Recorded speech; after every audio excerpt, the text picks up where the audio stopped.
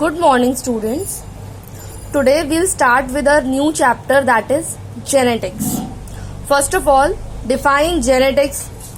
Genetics is a branch of biology which deals with inheritance as well as variation of characters from parents to offspring. From parents to offspring, it means from parents' generation to its following generation, right? So, genetics deals with two things, inheritance and variation.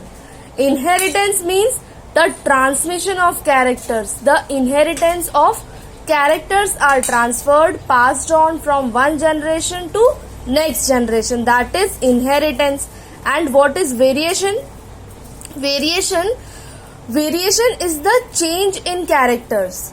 The genes are passed on, but the same genes are not passed. Some variation is there in the characters, in genes. Some variation happens, right? So, genetics deals with two things, that is inheritance and variations. Now, let's see what is inheritance and what is variation. Inheritance is the process by which characters are passed on from parents to progeny.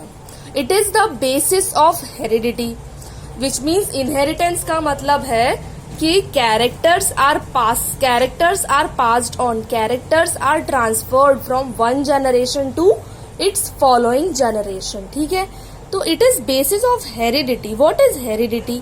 तो heredity is the transmission of traits from one generation to following generation. Trait का मतलब क्या होता है? Traits means contrasting characters. अब एक बात समझो, कैरेक्टर्स और ट्रेट्स में क्या डिफरेंस होता है. समझो कैरेक्टर्स और ट्रेट्स.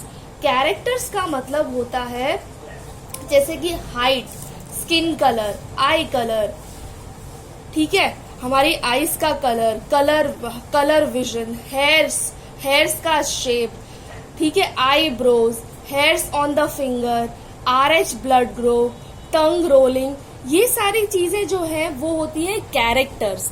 और ट्रेट्स का मतलब होता है जैसे कि हाइट है तो हाइट में क्या ट्रेट्स होंगे? हाइट कैन बी टॉल और short, right? So tall and short, these are traits which means contrasting characters. समझ आइए आपको बात कि ट्रेट का मतलब होता है कॉन्ट्रास्टिंग कैरेक्टर्स, ठीक है. चलो ये समझ आ गया. कैरेक्टर्स, जैसे हाइट है तो height is a character, whereas trait means contrasting characters. Contrasting character का मतलब होता है टॉल एंड शॉर्ट, ठीक है. Now variation is the degree by which progeny differ from their parents. Progeny मतलब जो नेक्स्ट जनरेशन है, ऑफस्प्रिंग है, the offspring differs from its parent. Now why this variation occurs?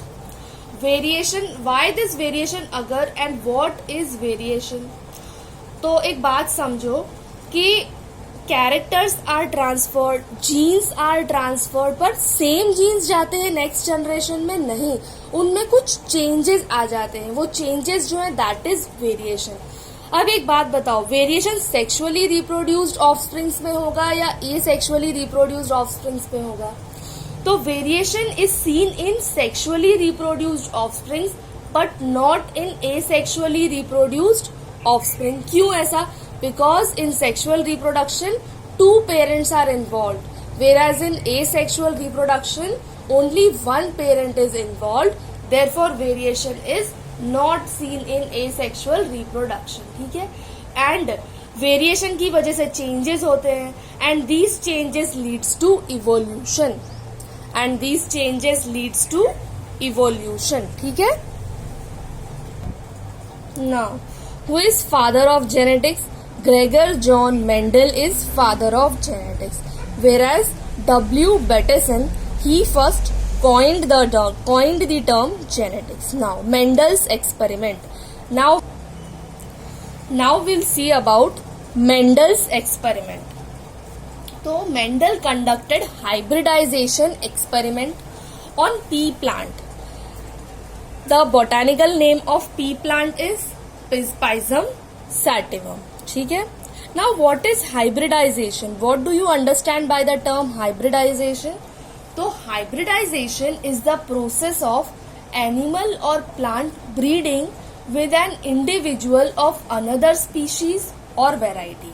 इसका मतलब हम दो अलग स्पीशीज को या हम दो अलग प्लांट या एनिमल वेराइटी को मिक्स करते हैं या क्रॉस करते हैं, ठीक है. दैट इज हाइब्रिडाइजेशन एक्सपेरिमेंट, ठीक है. एंड दिस एक्सपेरिमेंट वो कंटिन्यूड फॉर 7 years. अब हम पढ़ेंगे कि which are the characters in pea plant which were studied by Mendel and why did he choose pea plant, why did he choose only pea plant, not any other plant, ठीक है. Now, which were the characters studied in pea plant? So we'll see there were 7 characters. It's important. You have to remember these characters. There were 7 characters, and one is dominant trait and recessive trait. Now understand the meaning of dominant and recessive. Dominant trait means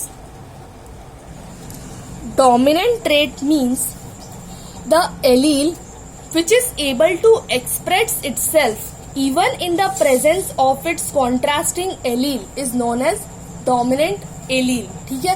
That means dominant character, it means the character which is able to express itself in the presence of another allele, ठीक है. तो the one which is expressed is dominant and the one which is not able to express itself in the presence of dominant character is recessive character, ठीक है.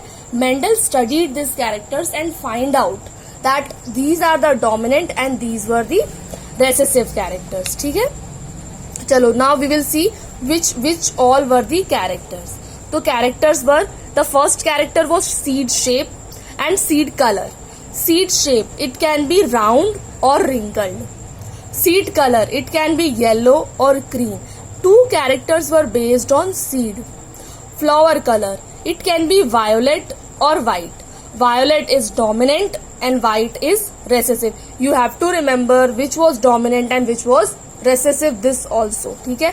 Flower color, flower position, it can be axial or terminal, ठीक है. 2 characters were based on flower. Pod can be full or full. Full is also called as inflated.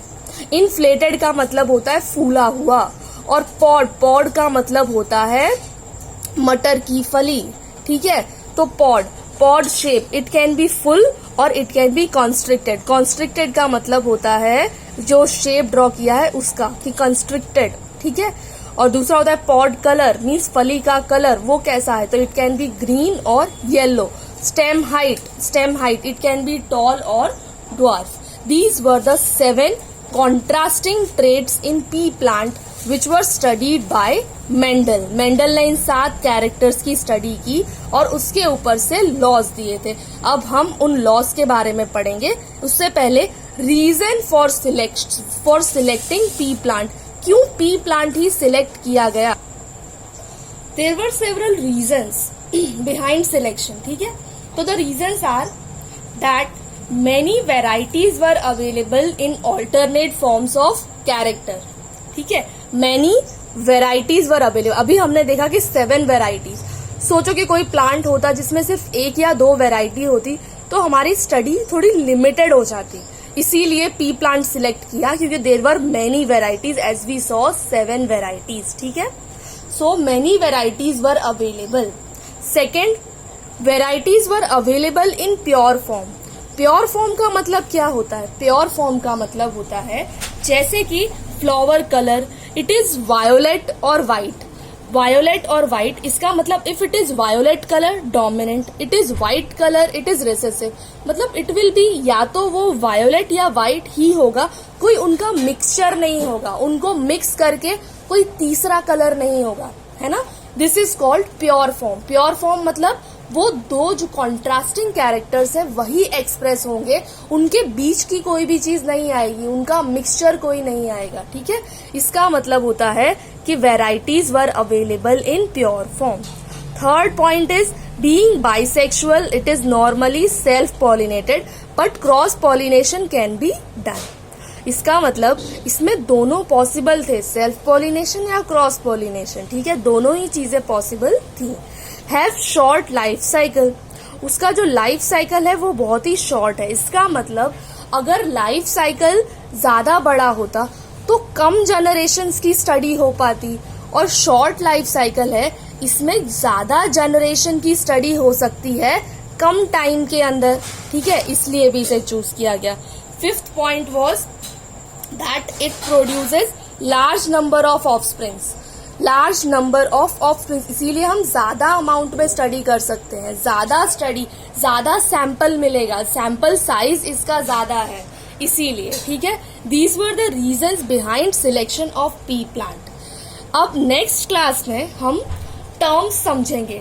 अब हम सारे terms के meaning समझेंगे, जैसे जीन है, एलील है, वेरिएशन, म्यूटेशन, फिनोटाइप, जीनोटाइप। मैं आपको इन टर्म्स के मीनिंग समझाऊंगी और इसके बाद हम मेंडल के लॉ स्टडी करेंगे। ठीक है, तो let's meet in next class.